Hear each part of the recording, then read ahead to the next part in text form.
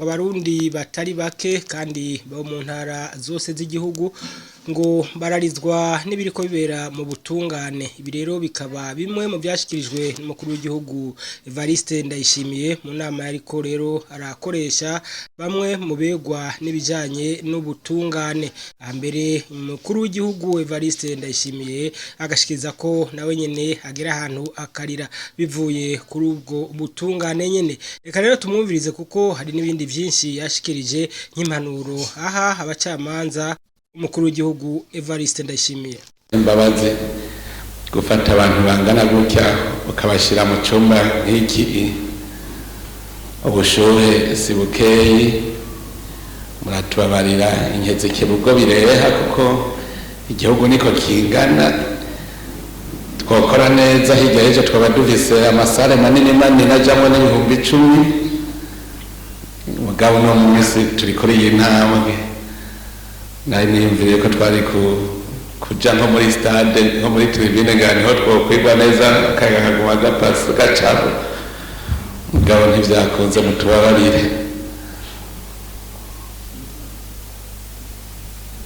Uyu munsi kuko ndabivuze n'umunsi udasanzwe ku buzima bw'igihugu.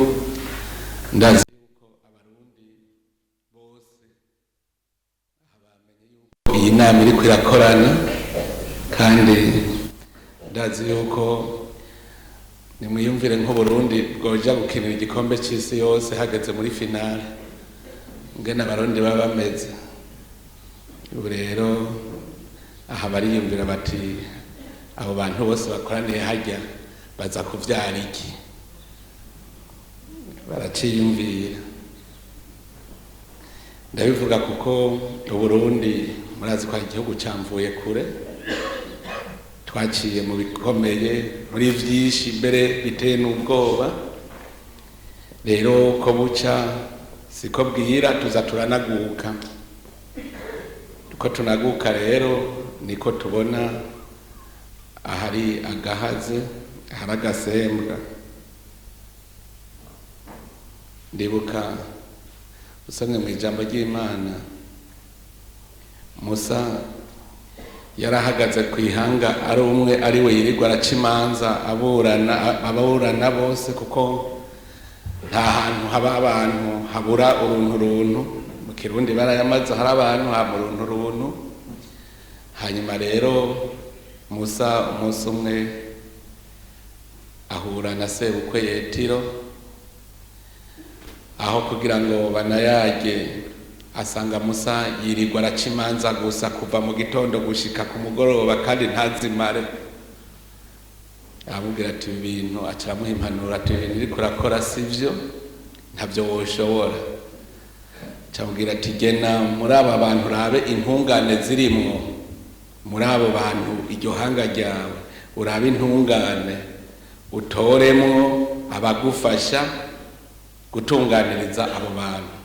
Utora abagize umugwi w'igihumbi, w'ijana, gushika kuri w'10 kugira ngo bamufashe, baze baramufasha guca imanza.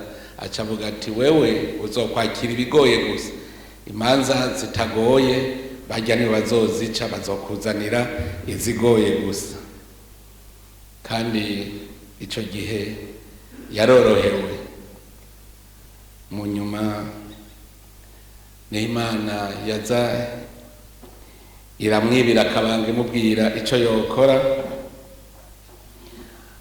Usomye mu gitabo cyo gusubira mu vyagezwe naho niho Imana yabwiye Musa imubwira ku bijanye n'ubucamanza, imubwira iti abacamanza niyo bazocira abantu imanza zitunganye.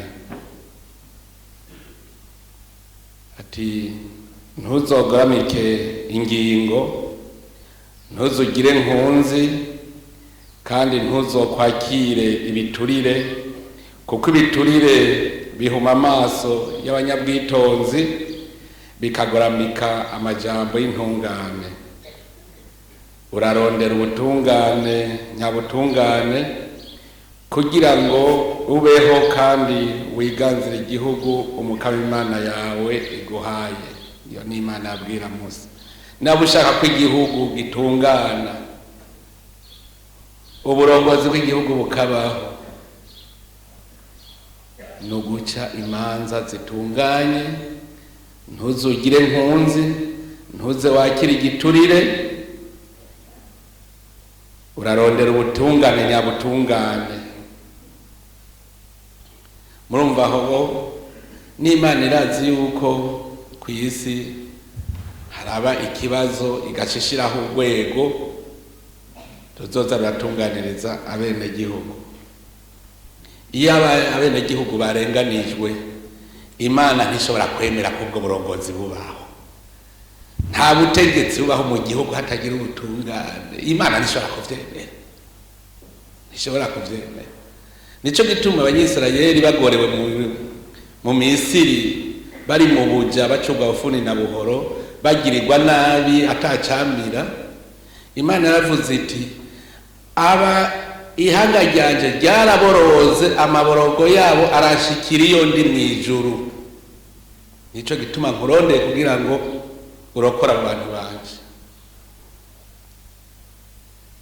Murumva yuko ikintu cy'ubutungane n'Imana ikirabira hagufi.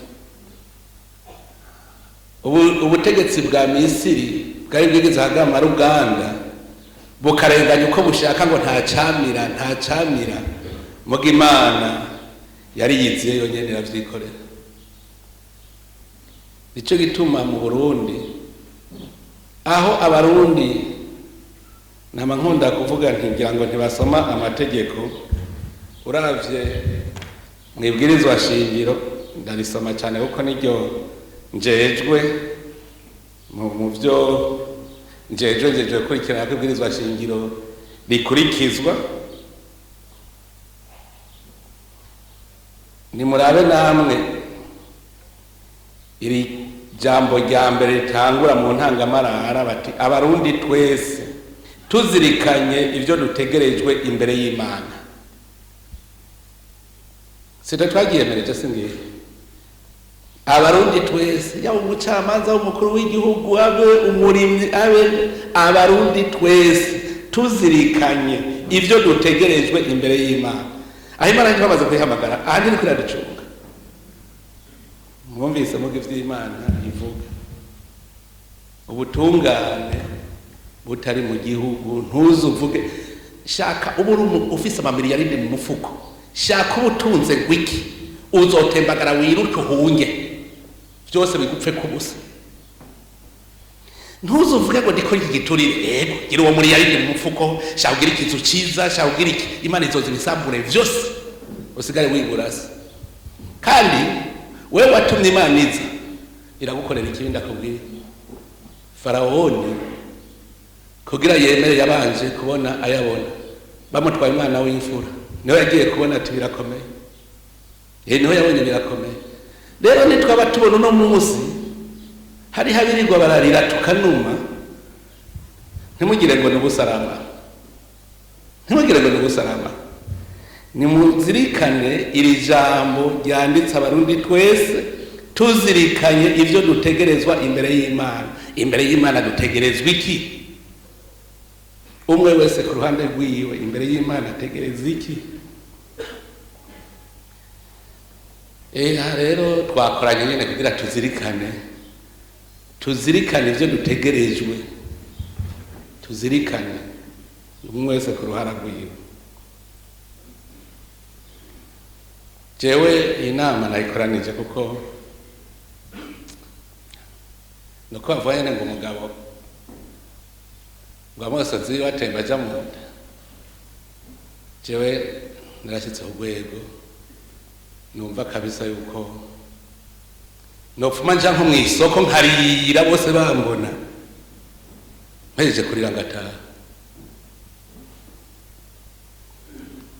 Kubona abarundi bantora bakashira imbere yabo ngo ndabarongore, ngasanga nta komine nimwe buzemwo n'imiburiburi abantu 50 bariko bararira, barizwa n'iki? Ubutungane. Mbwira umukuru w'igihugu wacu biki wogira iki?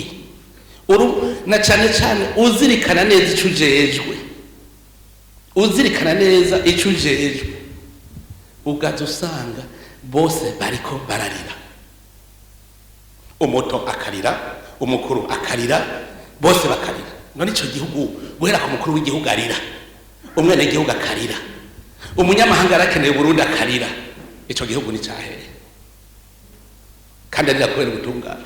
Icyo gihugu cyitwa ngo iki? Turashaka gukwega umuriro, Imana araduhaye amahoro turagenda nk'uko umuriro duce dusubira tuwukwege ubunyene ubu tuwukwege kwera.